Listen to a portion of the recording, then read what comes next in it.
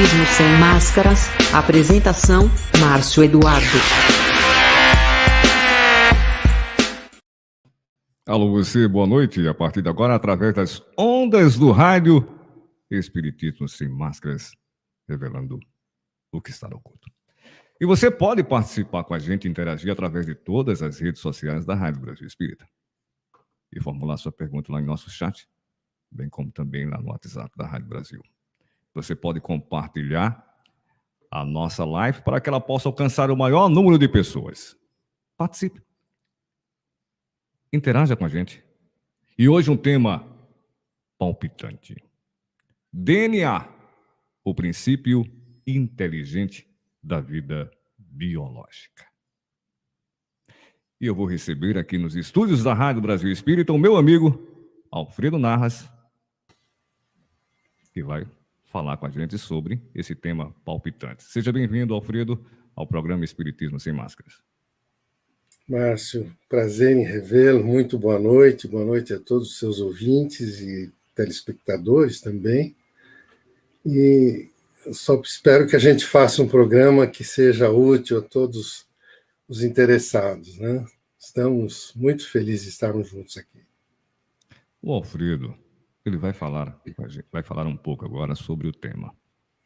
E você vai poder postar aí no chat e tirar as suas dúvidas, as suas perguntas. Teremos as perguntas da produção e as perguntas dos ouvintes. É com você, Alfredo.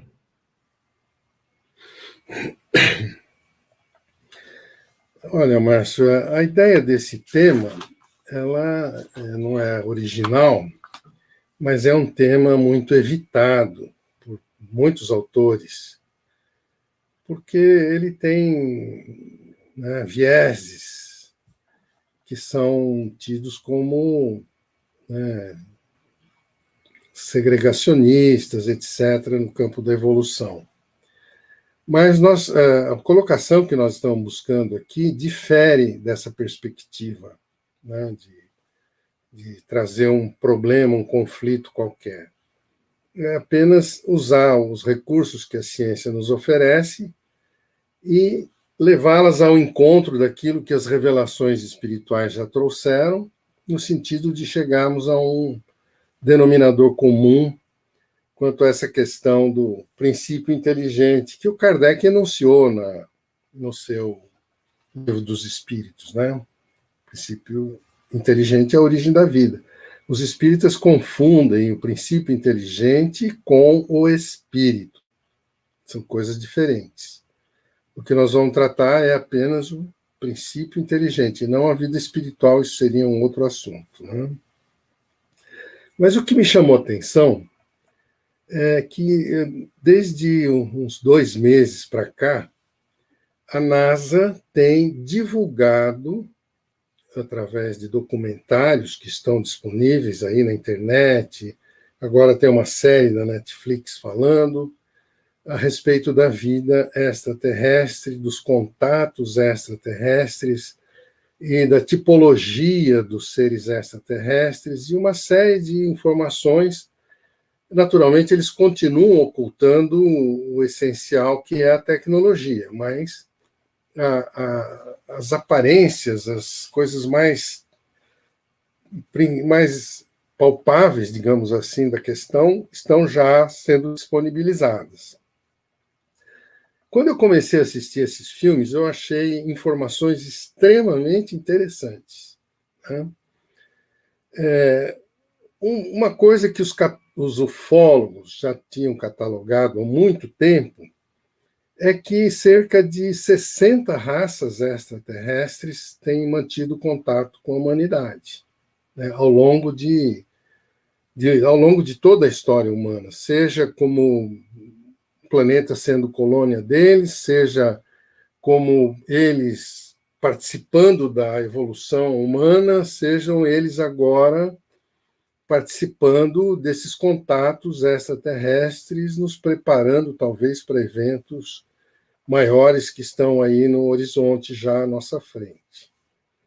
O curioso disso, quando eu comecei a ver a tipologia dos seres extraterrestres, e eu participei de muito congresso de ufologia, vi muitas fotos, vi muitos filmes, muitas cenas, e tem uma coisa que chama muita atenção.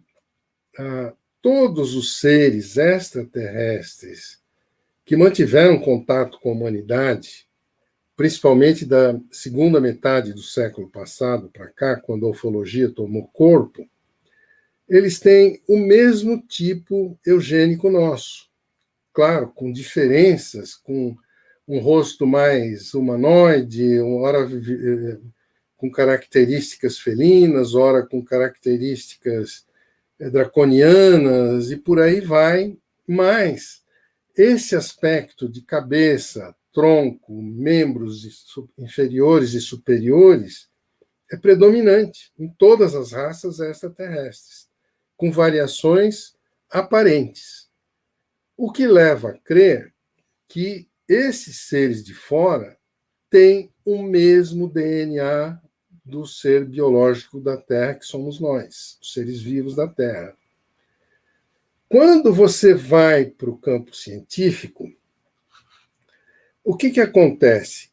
O DNA é uma espécie, os cientistas que dizem isso, o DNA é uma espécie de chip que contém uma série de informações que, quando ele se multiplica, ele irradia essas informações que tomam forma da eugenia daquele corpo que ele vai produzir. Então, o DNA é uma matriz. O Espiritismo sempre fala num molde espiritual para o corpo físico.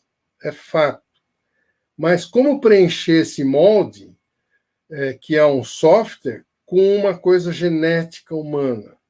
A menos que haja um vetor ou um impulsionador dos elementos eletroquímicos da matéria para preencher esse molde, que é o modelo espiritual que vai encarnar.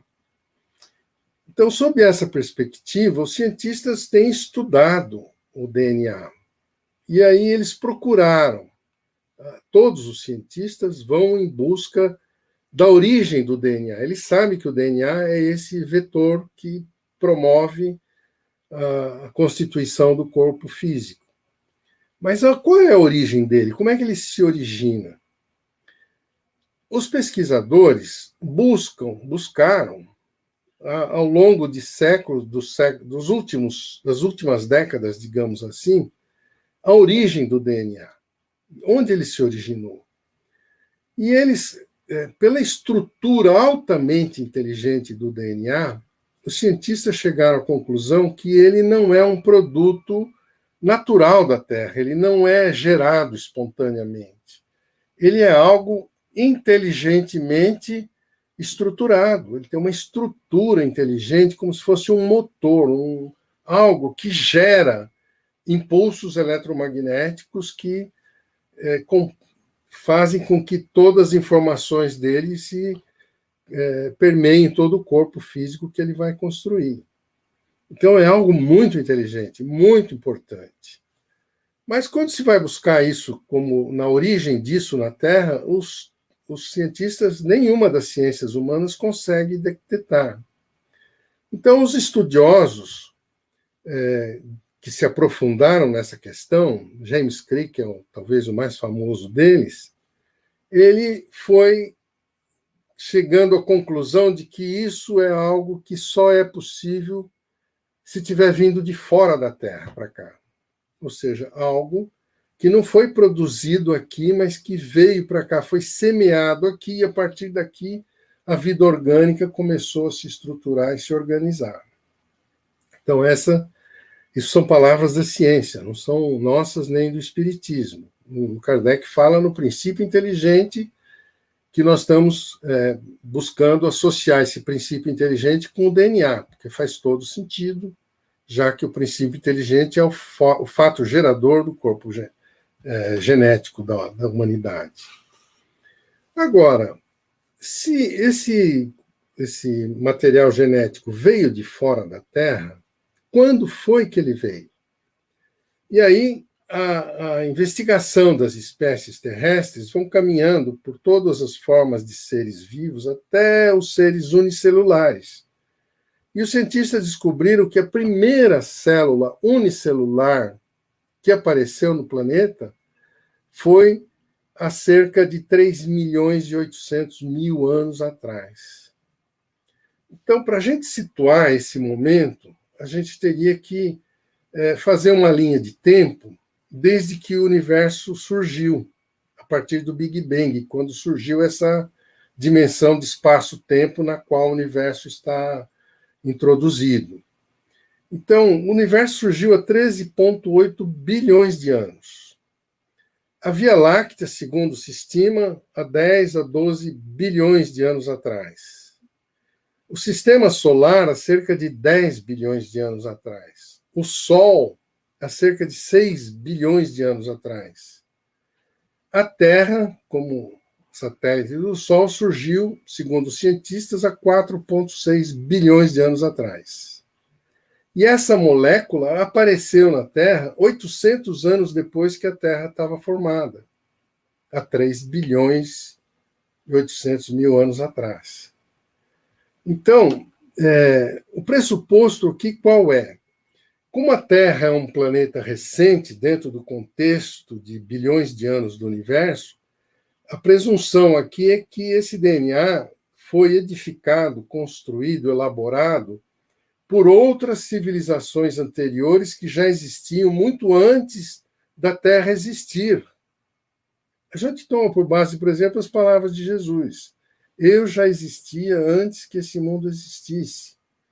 Muitos dos chamados seres que lideraram a evolução da Terra eram tidos como seres descendentes dos deuses, híbridos, seres que vieram de fora.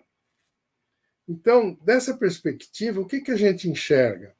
Os seres de fora sempre foram, até agora, muito mais inteligentes do que nós, com tecnologia muito mais avançada que a nossa, e que nós, de certa forma, fomos produtos dessas inteligências superiores que tentaram entronizar a vida biológica na Terra. Isso vai ao encontro daquilo que o Emmanuel fala no livro A Caminho da Luz. Ali, quando o Emmanuel conta a história da Terra, ele diz claramente que quando o planeta ficou pronto, estabilizado, a parte terrestre, a parte aquática, havia uma certa estabilidade na telúrica, na matéria terrestre, então os espíritos semearam a vida aqui. A narrativa de Emmanuel é muito interessante porque ele explica, olha, uma massa gelatinosa envolveu a Terra e dentro dela introduzido esses elementos geradores da vida. É como se fosse um orgasmo de uma civilização avançada envolvendo a Terra com esse sêmen, essa massa gelatinosa, e dentro dela essas sementes de vida que passaram para o fundo dos oceanos e dali elas foram emergindo e formando a vida ao longo da Terra, a vida genética em torno da superfície da Terra. Isso André Luiz fala também do mesmo modo. Então, a sequência da evolução terrestre ela é feita com base na evolução do DNA. Então, a gente percebe que esse DNA, além de ser uma matriz, ele é um processo, ele tem, digamos, os cientistas dizem que são aletas, algo assim que se estende a partir do DNA e vai criando mutações por aí afora. E é isso que vai dando as características, as aparências diferentes do mesmo tipo eugênico, mas com características diferentes. Então, quando a gente começa a estudar esse assunto com mais profundidade, a gente percebe o seguinte: os espíritos, na nossa maneira espírita de ver as coisas, ele existe antes da matéria existir. O espírito é pré-existente ao corpo físico e ele continua depois do corpo físico morrer ou desintegrar. Então, a pergunta que surge é essa: se o espírito já tem em si os germes daquilo que ele quer ser, por que que ele precisa de um corpo aperfeiçoável, no qual ele possa se entronizar para ajudá-lo a evoluir? Qual é a razão da evolução? Qual o sentido da evolução? Para responder essas perguntas, a gente tem que se voltar para a ciência. Eu gosto muito de um autor brasileiro, o Marcelo Gleiser, que é consultor da NASA, um cientista fantástico. Eu leio quase todos os livros dele. Ele parte da premissa que o universo é imperfeito, ele começou errado. E tudo que começa errado tem tendência de continuar errado, porque na sua origem já padece de defeitos estruturais. O universo não tem estabilidade permanente. Tudo que nasce, cresce, desintegra, morre, acaba. Seja uma galáxia, seja um planeta, seja um ser vivo, um corpo humano, o que for. Tudo tem prazo de validade e acaba. Então, isso parece ser uma imperfeição da obra criada a partir do Big Bang. E aí, como os espíritos já existiam e existem antes do próprio universo surgir, é que surge essa questão: para que os espíritos vêm para cá? Se não for com o objetivo de aproveitar a evolução do ser humano para ajudar a aperfeiçoar uma obra que começou errada, quer dizer, trabalhar da criatura para o Criador. Fazer com que a coisa que começou errada, está indo errada até agora, precisa ser consertada, mas ela tem que ser revista a partir de hoje para o seu passado, para consertar o passado, aonde começou o erro. Então, esse erro provavelmente partiu do próprio Criador, com seu propósito, talvez com uma falha no seu equacionamento das forças que ele gerou para produzir o universo. Provavelmente ele cometeu algum engano, algum equívoco. A gente tem que partir do princípio que os espíritos são perfeitos, mas seus corpos de manifestação, como é o caso do Criador, que é um corpo gerado pelo espírito, esse corpo de manifestação, ele tem livre-arbítrio, ele pode errar. Ele pode fazer algo que não deu certo. E pode ter sido essa a causa do nosso universo ser tão problemático como ele é até agora e gerar seres complicadíssimos como somos todos nós. Então, se a gente começa a analisar essa questão, a pergunta que surge: para que os espíritos têm que se acoplar, têm que se entronizar dentro de cada corpo físico que aparece para estimular esse corpo físico a agir com bons propósitos, a fim de criar uma espécie cada vez mais evoluída, mais avançada, a ponto de que o seu avanço espiritual, o seu avanço genético e tecnológico, possa servir de referência para consertar tudo que está errado lá atrás. Seja a própria humanidade, os seres ainda imperfeitos daqui, como os seres de fora, seres que estão em outros planetas, seres extraterrestres, mas que padecem da mesma imperfeição genética que nós. Seres extraterrestres não são seres perfeitos. Eles são inteligentes, como nós somos também inteligentes. Mas não são seres perfeitos, do ponto de vista de estabilidade total, de felicidade plena, de plena ocupação da sua capacidade de execução, de elaboração, etc. Não são. Nós mesmos, que já estamos muito avançados evolutivamente, sequer usamos 10% da nossa capacidade cognitiva. Nossos cérebros são muito mal aproveitados, as nossas conexões neurais são usadas no seu comodismo mínimo, digamos assim, para a gente viver o mínimo possível, do mínimo esforço. A gente teria que se violentar para acabar produzindo novos conteúdos, novas formas de produzir, novas formas de evoluir, para que nós usássemos, e para isso nós precisaríamos ocupar mais de 10, 15, 20, 30, 40% da nossa capacidade cognitiva, coisa que nós não fazemos. Extraterrestres, menos do que nós.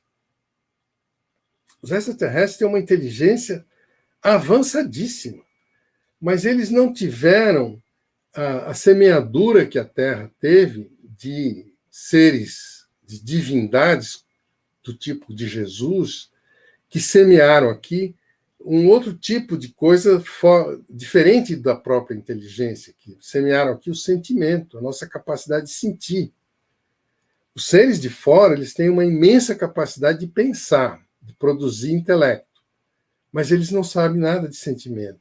O sentimento é uma semeadura recente que presumivelmente surgiu na Terra.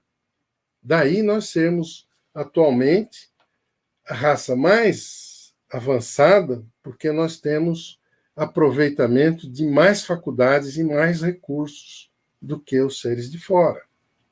E nesse ponto, se isso for verdade, nós somos referência para os seres de fora, e isso, de certo modo, explicaria a razão pela qual tantos seres de várias origens diferentes visitam a Terra para acompanhar a nossa evolução e aprender conosco, porque nós nos tornamos referências no comportamento amoroso que eles não têm. Eles têm uma inteligência com tecnologia para superar a barreira do som, da luz, eles têm tecnologia para dominar a gravidade, o eletromagnetismo, as forças nucleares, atravessar a matéria e tudo mais. Eles têm esses recursos, mas são recursos intelectuais. A arte da convivência entre seres diferentes, só nós conseguimos até agora do modo errado, menos errado, que nós produzimos, mas nós temos esse valor. Então, isso se tornou um diferencial para os seres de fora observarem em nós. O relacionamento humano é a coisa mais inédita e diferente que surgiu no universo, a partir do Homo sapiens, devido a essa forma civilizatória que nós conseguimos entronizar no planeta. Se isso for verdade, se isso for uma realidade, a raça humana, que é a raça, digamos, mais recente que surgiu no universo, já que havia seres extraterrestres muito antes de nós existirmos, haviam planetas muito mais evoluídos, muito antes da Terra ser criada. A Terra foi criada há 4,6 bilhões de anos, havia cerca de 9 bilhões de anos de construção do universo com planetas que devem ter sido habitados, formados, destruídos, renascidos, revividos, etc. e tal, porque tudo que começa acaba. Mas a Terra é a mais recente dessa história. E, por incrível que pareça, o que surgiu aqui é melhor de tudo que já foi feito antes, segundo as revelações espirituais, a ponto de que tenha vindo para cá uma divindade da estatura de um Cristo cósmico, projetar aqui um avatar seu para nos mostrar essa realidade espiritual para a qual nós deveríamos caminhar. Então, nós temos, sim, um programa de vida, temos uma razão existencial para viver, temos motivação para prosseguir estudando, aprendendo, amando e servindo, como dizem os espíritos, porque esse tipo de ação na convivência é inédito no universo. A rigor, tudo indica que só nós temos esse tipo de comportamento amoroso.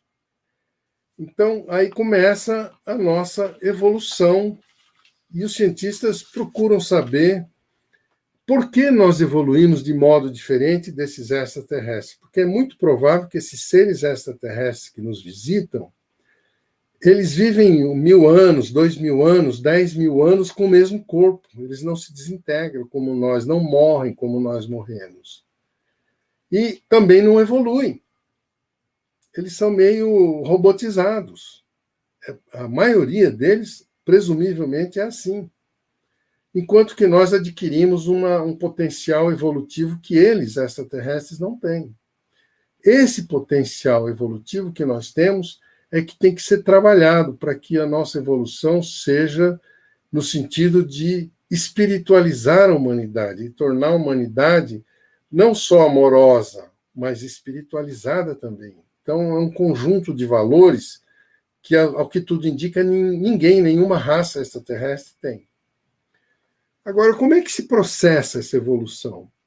Se a gente pegar aqui os nossos estudiosos, cientistas, o Darwin, por exemplo, dizia que a raça que sobrevive às demais por adequação, por adaptação, é a mais que evolui melhor, né? Os malucos cientistas aí, genéticos, eles dizem que não, que isso tem que haver uma interferência nesse processo, no sentido de que os mais evoluídos sejam preservados e estimulados a terem mais filhos, enquanto que os deficientes e indefesos tenham que ser minimizados, terem menos filhos ou até ser exterminados. É isso que gera, como o Hitler fez, essas teorias malucas de extermínio, que é um equívoco tremendo, porque um ser indefeso, geneticamente imperfeito, etc., não significa que não seja espiritualizado.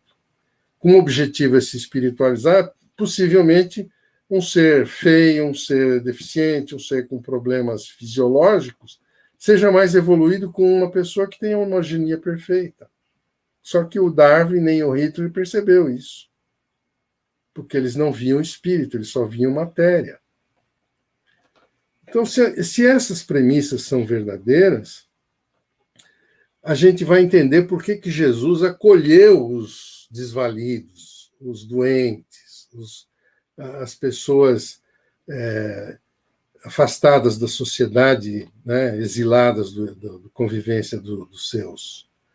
Porque Jesus sabia que esses seres que sofriam muito, apesar de estarem eugenicamente com problemas, espiritualmente podiam estar muito mais evoluídos do que aqueles que tinham saúde plena, família, todos os seus bens e valores preservados. A questão aqui é entronizar a espiritualidade dentro da eugenia humana. Isso a evolução eugênica não faz sozinha, é preciso a presença do espírito.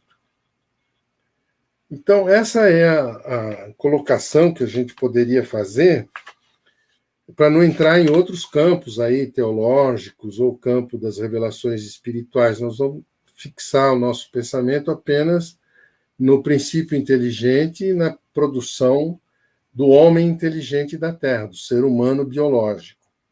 Então, eu acho que por aqui é um resumo que eu tentei passar para os amigos, e eu fico aí à disposição. Se alguém tiver interesse de aprofundar essa questão, a gente...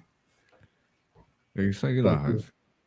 Já tem gente aqui no chat já fazendo perguntas, e eu quero agradecer aqui a participação do chat lá aqui do YouTube, bem como também lá na fanpage em outras redes da Rádio Brasil.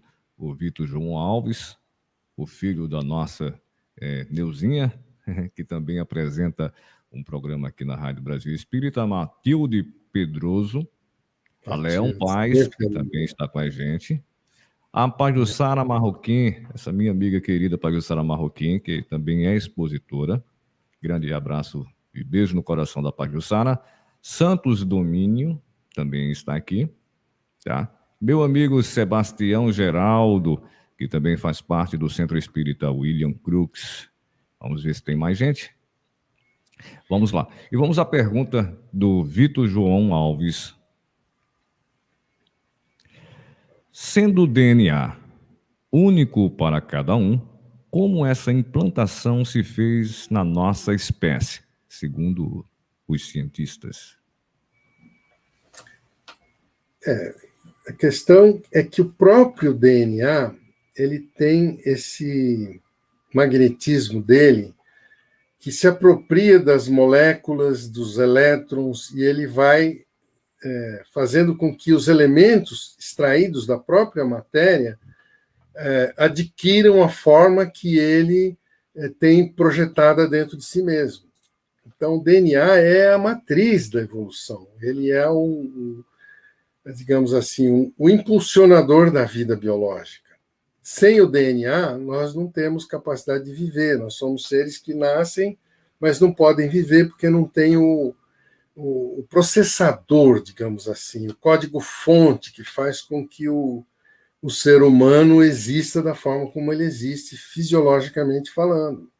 Isso está, da mesma forma como fica num chip as informações que fazem com que o processador gere conhecimento, informação, produto, etc., é o mesmo propósito do DNA. Ele funciona como um chip que emite suas informações para que o corpo que ele vai formar proceda de acordo com essas informações.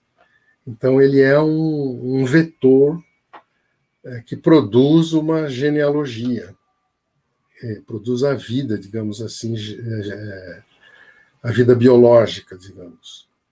Então, ele é a matriz da vida, ele é a essência da vida. É o princípio inteligente que foi gerado por algum ser lá atrás. O princípio inteligente é um produto. O DNA é um produto de um espírito. Ele não se gera sozinho. Ele não foi gerado sozinho. Ele foi produzido em algum momento, em algum mundo anterior, antes da Terra existir. E a partir daí, esse chip, digamos assim, ele tem o seu efeito multiplicador, ele se multiplica, ele se reproduz, ele se replica, e vai dando origem a várias espécies que vão evoluindo a partir dessa matriz. Mas ele é um produto de uma inteligência. Ele é um princípio inteligente produzido por uma inteligência espiritual. Então, é como um computador. Quando o Bill Gates, a turminha lá dele, construíram os primeiros computadores, eles criaram um processador que gira e emitindo energias, emitindo sinais, emitindo ordens para que o computador realize suas operações, faça contas, escreva, etc. Esse gerador, digamos assim, de instruções, o processador obtém essas informações de um chip. Então, nós temos o nosso coração, o nosso cérebro, que faz com que a gente haja, mas o chip que emite as informações para o nosso processador é o DNA, que é um conjunto de informações pré-fixadas no chip, mas que se distribui pela máquina toda. É a mesma coisa que um chip de computador. Quando o homem hoje está produzindo inteligência artificial, ele está fazendo exatamente o que os espíritos lá atrás fizeram para produzir o primeiro DNA. Quem fez isso pode ser o próprio Criador, no caso o Javé, ou pode ter sido seres depois que ele criou outras gerações a partir dele, e esses seres criados por ele conseguiram produzir esse veículo de informações que produz a vida. Então, isso ainda está por ser revelado, mas a origem de tudo está no próprio Criador. Por isso que as teologias falam que o Criador criou tudo pronto. Não criou tudo pronto. Ele criou o coquetel e o conjunto de informações que faz esse coquetel funcionar. Quando você pega a Cabala e ela mostra lá como surgiu a criação do primeiro ser, o Criador pegou o material da terra, pegou o barro da terra, moldou ele segundo a sua vontade e deu o sopro da vida. Então, o que acontece? Quando ele elaborou a forma, ele produziu o DNA. E o sopro da vida foi quando o espírito entrou nesse DNA para que ele caminhasse. Então, na minha ótica, é mais ou menos isso. Não sei se isso serve de esclarecimento, mas fico à disposição. Podemos aprofundar se for o caso. Nós vamos agora passar algumas perguntas agora também da produção. E lembrando que você pode formular sua pergunta aí no chat da Rádio Brasil e no YouTube, bem como também lá pela fanpage e interagir com a gente. Se você ainda não baixou o aplicativo da Rádio Brasil Espírita, é bem simples. Acesse lá o Play Store, o sistema iOS, nas plataformas. Já estamos chegando já a 200 mil aplicativos. Tenha também o seu aplicativo. E já estamos pertinho já dos 11 anos da Rádio Brasil. Agora, mês de dezembro. 11 anos. Ainda somos uma Parabéns. criança ainda. Ainda somos uma criança ainda que apenas começamos, né? Ainda vamos lá para mais uns 200 anos. Se Deus quiser. É, Muito bonito. vamos lá agora com a pergunta da produção. Vamos lá. A pergunta é o seguinte: Maria teria um DNA diferenciado? Como o Espiritismo explica a concepção de Jesus? Somente Maria teria essa condição? Eu adoro esse assunto.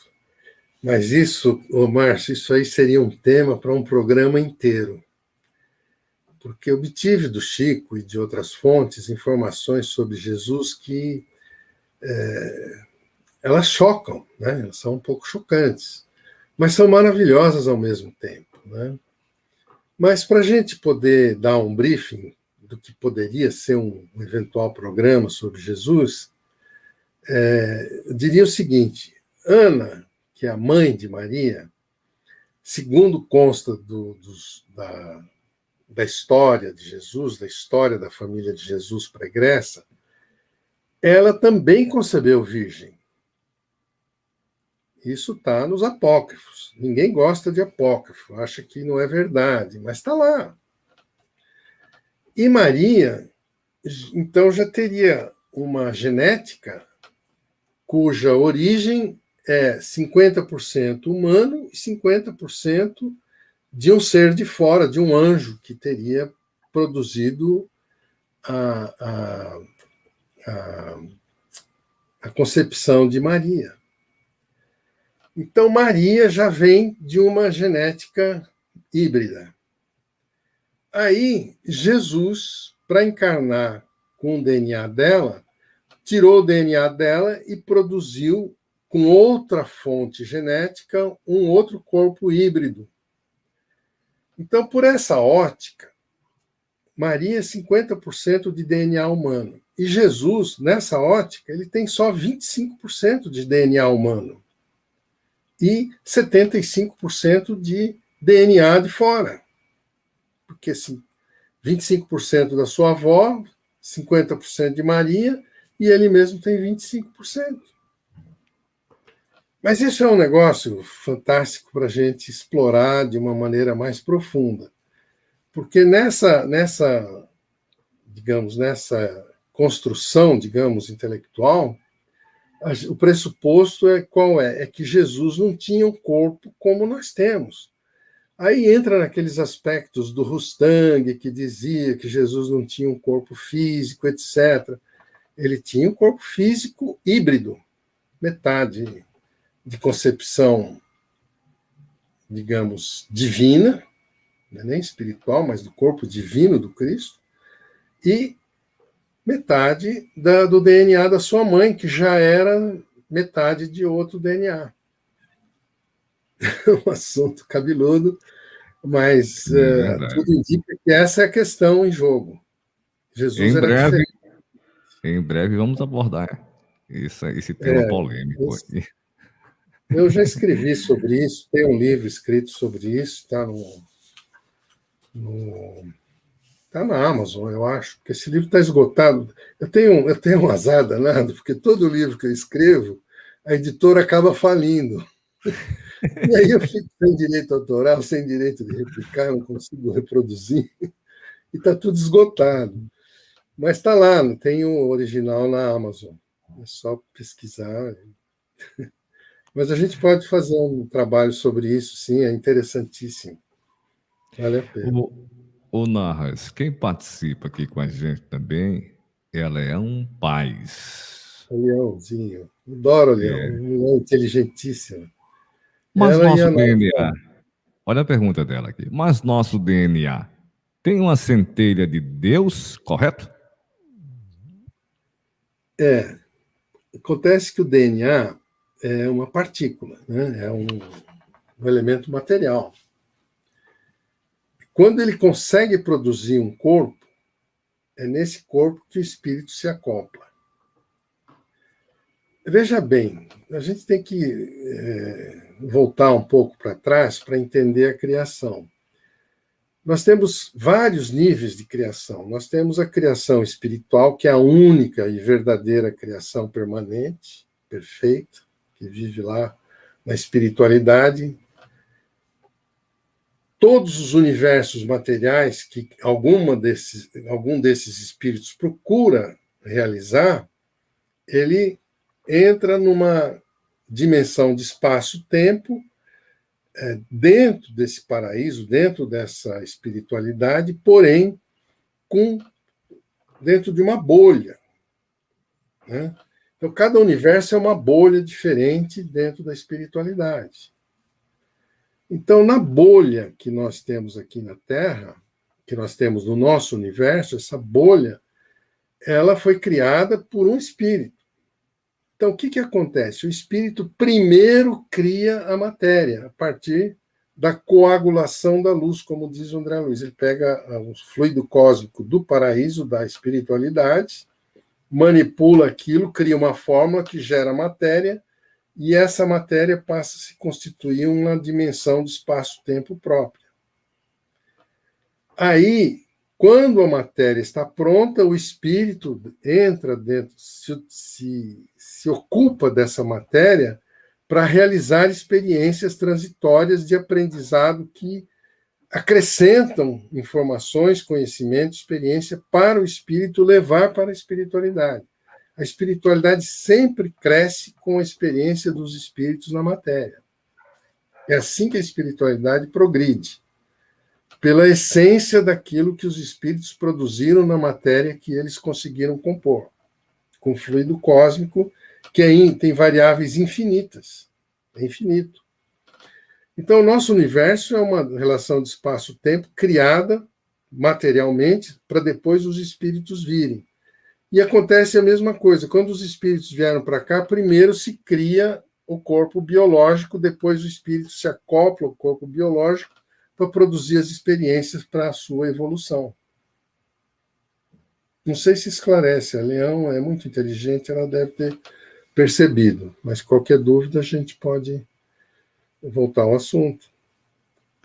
Mas, mais uma pergunta que eu acho essa pergunta muito polêmica. Entendeu? Que justamente a gente vai abordar em breve também um tema, vamos trabalhar em cima dela. E é a pergunta da produção.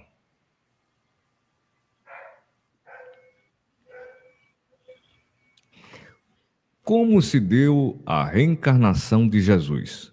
O corpo de Jesus era fluídico?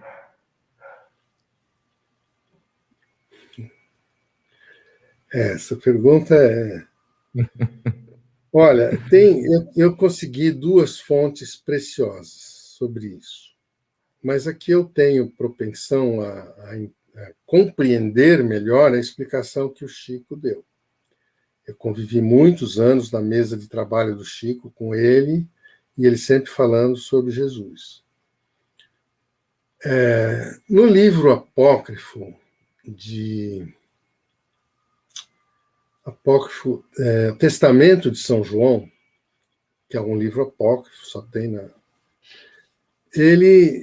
o João, que é o João Evangelista, narra, nesse livro que está a narrativa do nascimento de Jesus na gruta. E ali conta que a vinda de uma estrela de Belém sombreou toda a área onde estava a gruta e tudo em volta. O livro é maravilhoso de se ler, porque diz que quando essa nave, que é a estrela de Belém, é uma nave extraterrestre, a nave que trouxe Jesus. Essa nave, quando ela chegou, ela sombreou toda a região. E nesse momento, os pássaros ficaram parados no ar.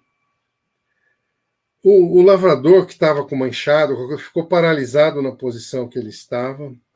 As árvores não balançavam, tudo ficou estático e parado no tempo. Criou-se uma outra dimensão de espaço-tempo para que o corpo de Jesus pudesse ser entronizado na gruta. O que eu vou falar aqui não é aceito pela maioria das pessoas, principalmente espírita. Mas eu ouvi do Chico, queiram ou não, acreditem ou não, pouco importa, Eu ouvi isso do Chico. Tem outras explicações aí. A gente pode até comentar sobre elas. Mas, segundo a explicação do Chico, Maria cedeu de si um óvulo que foi levado para essa nave de Jesus. E essa inseminação do corpo de Jesus foi feita in vitro, na nave. O corpo de Jesus não foi gerado na Terra, ele foi gerado numa outra dimensão de espaço-tempo. Então, no momento, Maria, então, passou a ter, ela sentiu que foi abduzida, que foi tirado um óvulo dela, e ela passou a ter uma gestação hipnótica, mas não verdadeira. Isso é o Chico falando, eu não estou inventando nada, pelo amor de Deus. Tem outras testemunhas que ouviram isso. Nesse caso, como o corpo de Jesus foi gerado lá fora e Maria alimentou a gravidez e a expectativa do nascimento até o momento propício, naquele momento propício, a nave desceu e colocou o corpo de Jesus já formado no colo de Maria. Por isso que as lendas, as versões evangélicas, todas dizem que Maria era virgem. De fato, era virgem. Ela foi abduzida só. Tiraram o óvulo dela na abdução e ela continuou virgem. Esse óvulo foi inseminado lá fora, Jesus incorporou nessa inseminação e foi trazido através desse OVNI de Belém. Os 3 reis magos foram os 3 assessores de Jesus, os 3 astronautas que trouxeram o corpo de Jesus para a gruta e colocaram no colo de Maria. E aí, Maria, então, percebeu que ela tinha dado, entre aspas, a luz. Tanto é que a parteira, quando chegou, quando José chegou com a parteira, não tinha nada. Ela pôs a mão lá, não. A virgindade dela está intocada. Então, ela não deu a luz. Essa é a versão que eu ouvi repetidas vezes do Chico. Eu até coloquei isso no livro. Agora, há autores, nós temos outros autores que falam que não, Maria foi inseminada artificialmente, sim, mas a gestação ocorreu dentro do útero dela. Mas aí, se isso fosse verdade, o parto de Maria romperia a virgindade dela. Então entram aí umas bobagens especulativas que eu não me importo com isso nem nada. A minha percepção é que Jesus era um ser diferente, realmente. É um ser muito diferente.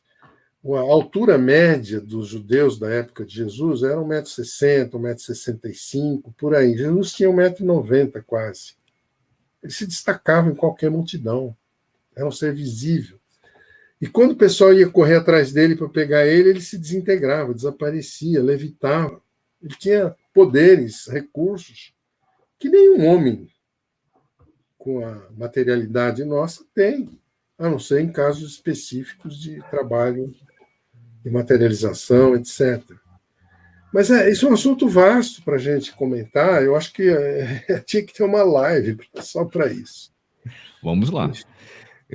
Quem participa com a gente e faz a pergunta também, Narras, é o Vitor João Alves.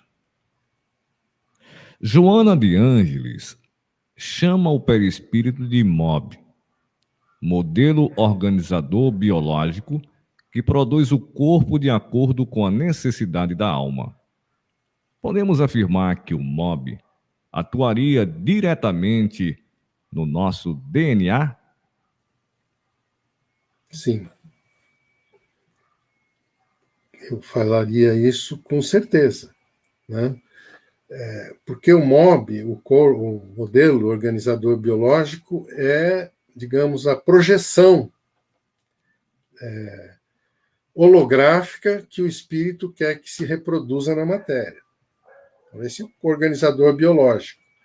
Ele é miniaturizado a ponto de caber dentro do óvulo da mulher. Quando ocorre a inseminação do óvulo da mulher por um espermatozoide, o que acontece? É aí que o DNA do homem e da mulher se fundem de 2 vira 1, e de 2 em 2 eles vão se reproduzindo para preencher o modelo organizacional biológico. Aí está o DNA, no óvulo e no espermatozoide. Então, as instruções genéticas estão contidas dentro do óvulo e do espermatozoide. O modelo organizador biológico se vale do processo com o qual o DNA irradia as energias materiais para o corpo biológico, para o modelo biológico, que é holográfico, para ele tomar forma material. Não sei se isso também responde, mas estamos à disposição. Procuro ser o máximo sintético possível, até para não aprofundar em questões que depois se tornam polêmicas, né? Mas penso que é isso. A nossa amiga Leão Paz, ela diz o seguinte aqui, Narras, para você colocar o nome do livro aí, tá? Põe o nome do livro seu aí na telinha. É muito engraçado. O livro chama-se Jesus, o Mestre, visto com outros olhos. Viu aí? Leão Fiz o meu Paz. nome de autor. Se entrar na internet, você acha. A Nilzinha daqui a pouquinho vai colocar aqui, passando na tela, o nome do livro. Tá certo? Do Narras. É uma pergunta da produção. Deixa eu ver aqui. Há correlação possível do DNA com a herança genética e com o perispírito, Narras? Eu penso que não é bem assim. A trajetória do DNA, ela se dá de ser para ser. Quer dizer, um pai e uma mãe fundem seus DNAs para gerar um outro DNA de um filho, e esse DNA se replica para um neto e ele é hereditário, digamos assim. Né? O perispírito, o corpo espiritual, ele tem uma trajetória completamente diferente.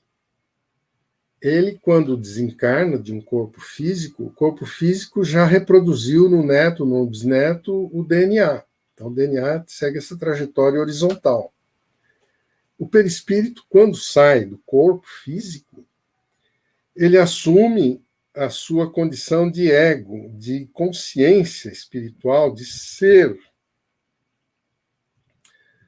de alma, digamos assim. Ele é a alma. É um ego que possui uma alma.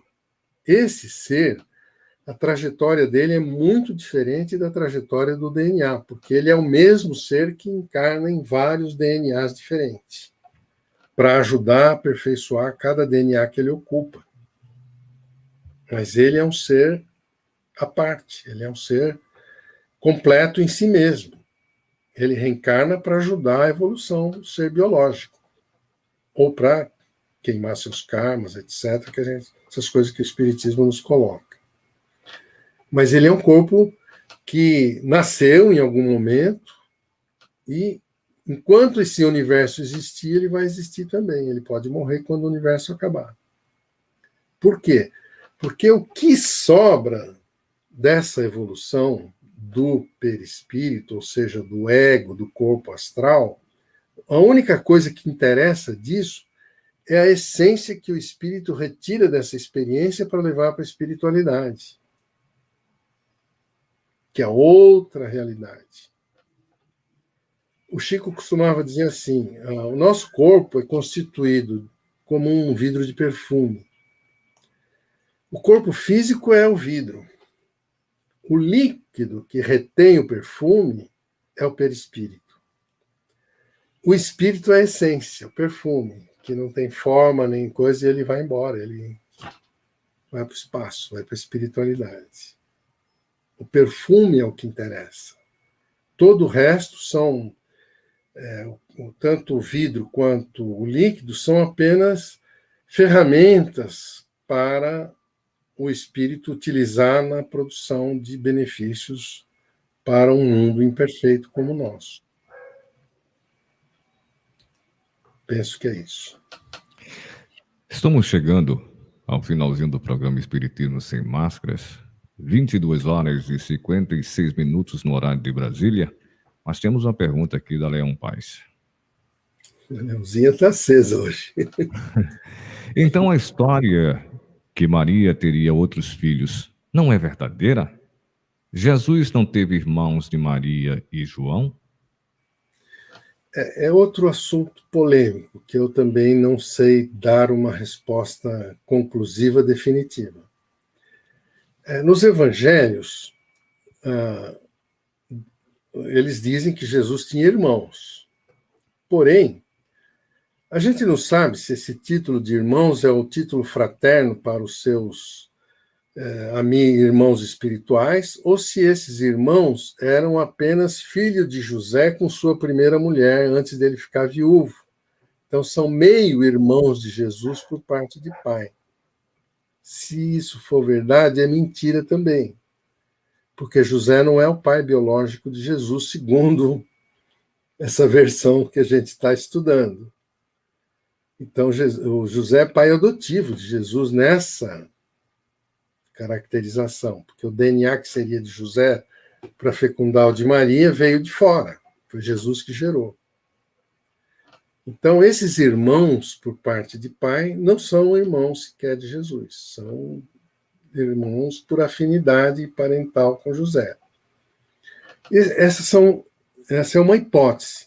A outra hipótese é que, depois que Jesus foi gerado, Maria, então, o seu casamento funcionou como funciona, deveria, e aí ela gerou outros filhos. Essa é outra versão. Eu não sei dizer com certeza isso. Eu não sei afirmar. Tem muitos autores que dizem que Maria teve filhos, sim, normais, Aí essa genealogia de Maria é uma genealogia que ninguém sabe. Tomé, Tiago seria um dos irmãos de Jesus, outro. Aí eu já me perco nessa questão. Eu não consigo fazer uma afirmação concreta sobre isso. A versão que eu aprendi, estudei com os mentores espirituais, com os espíritos com quem eu lidei, me deram essa versão que eu passei para vocês. Maria foi virgem a vida inteira. Ela só cedeu um óvulo para Jesus. José já era muito velho, tinha filhos com outra mulher, mas também não tinha nada a ver com Jesus. Então, a genealogia de Jesus é única, ela morre com Jesus, não tem descendência. Foi só um avatar que o Espírito Crístico gerou para transmitir as lições que ele queria passar para a humanidade. Tchau e bênção. Pois é. Não sabemos se isso é totalmente verdade. Chegamos aqui ao final do programa Espiritismo Sem Máscaras. Gostaria de agradecer a participação de todos aqui no chat do YouTube da Rádio Brasil, lá na fanpage. Um beijo carinhoso também para a nossa querida Olga Miranda, que também trabalha na Rádio Brasil Espírita, já há 10 anos. Um abraço também para o Carlos e para todos que fazem a Rádio Brasil Espírita. Pois é, já deixou o Narras com aquele gostinho de quero mais. Nós vamos anunciar na próxima semana o próximo tema. O nosso programa ele é quinzenal, em 15 dias. Na próxima semana, iremos anunciar o próximo tema e já vamos também anunciar o retorno do Narras. Porque eu sou fã do Narras de carteirinha. Eu disse que eu vou fazer um chaveiro aqui. É recíproco, Márcio. Nós nos damos muito bem, eu sou muito honrado com o seu convite, sou muito feliz de estar aqui com vocês. Pois muito obrigado. Gente. Nós chegamos ao final do programa Espiritismo Sem Máscaras. Agradecemos a participação de todos vocês que estiveram no chat, no aplicativo da Rádio Brasil, lá pelo WhatsApp, pela fanpage, através do nosso site, bem como também através das outras redes. E lembrando que em breve nós estaremos transmitindo em 15 redes. E a nossa intenção, o nosso projeto é transmitir em 30 redes simultâneas, que até o final do ano eu vou conseguir chegar lá. Parabéns. Pois é, um abraço para todos. Continuem com a programação da primeira rádio espírita do estado de Alagoas.